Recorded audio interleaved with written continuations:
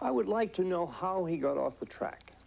We start out with a Mao who was a philosophical rebel, a rebel against obvious neglect of his country, and in his own person, he was in those times morally correct.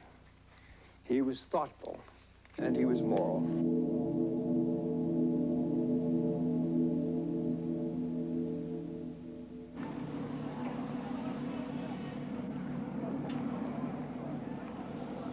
Harrison Salisbury has been to China 10 times.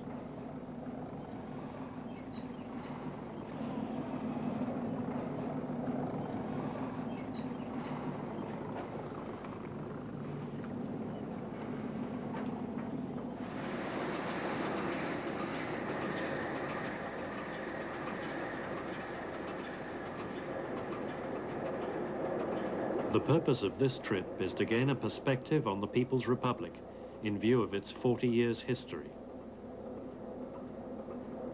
To accomplish this task, Salisbury thinks, it is necessary to review the metamorphosis of Mao Zedong.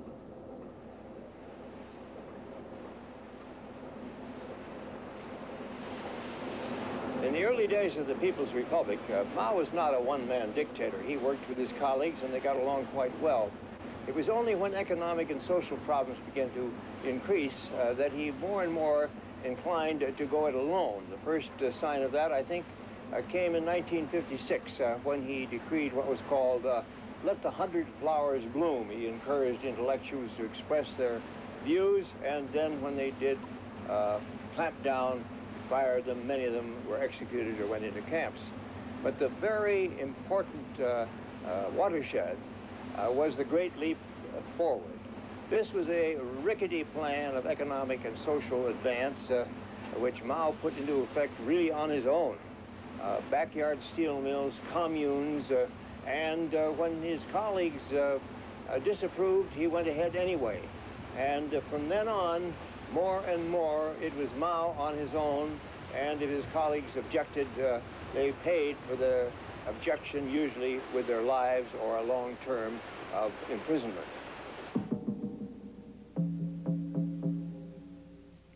Those who were thought of as the right wing or party opponents were re-educated at the reform through labor camps.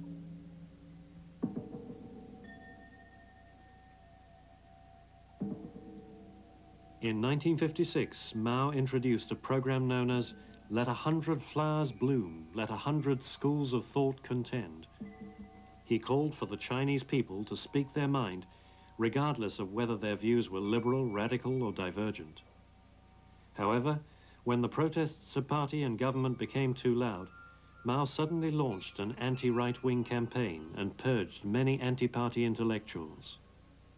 This sudden shift of policy taking place in the course of a single year left deep scars in the minds of people who had faith in Mao's words. Liu Binyan, a writer, was one of those purged at that time. In 1956, in response to the Let 100 Flowers Bloom program, Liu, as a newspaper reporter, wrote a series of articles severely criticizing Chinese bureaucracy. The next year, when the anti-right-wing struggle suddenly began, his voice was silenced. He was not allowed to write for 20 years. 他宣布了之后，《青年报》里面就没有一个人敢跟我说话了。这个社会上的这个报纸上连篇累牍的批判我，同时也批判很多别人。那么开始我还认为自己是正确的，但是后来我就不能不怀疑我自己了。因为假如说我错了，假如我对的话，那么就是毛泽东错了，因为这个运动是毛泽东亲自发动领导的。假如毛泽东不错的话，那就是我错，而毛泽东是不可能错误的，所以我就要考虑我自己，反省我自己啊。开始我承认我自己有些错误，但是这个错误还不是反社会主义性质的。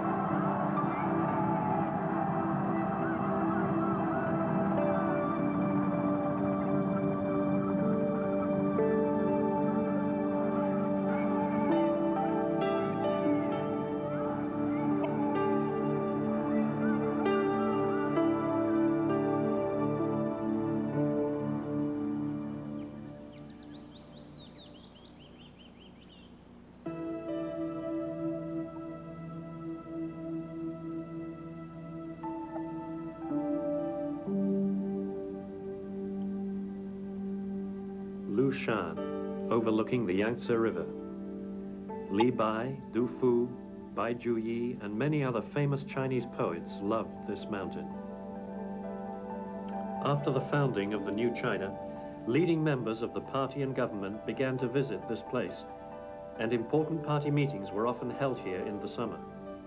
The Lushan Conference, held in the summer of 1959, proved to be a turning point which decisively changed the relationship between Mao and the other comrades.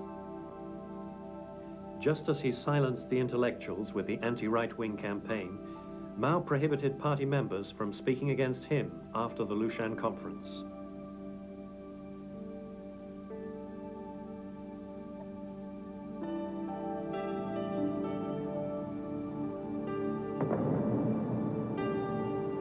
A prime target of Mao's was Peng Dehuai, the then Minister of Defense.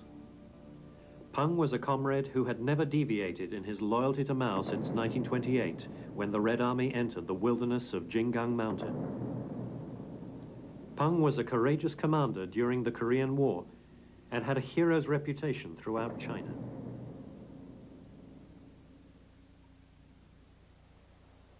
By 1959, Marshal Peng Dehuai and Mao Zedong had been working together in the communist movement for 30 or 40 years.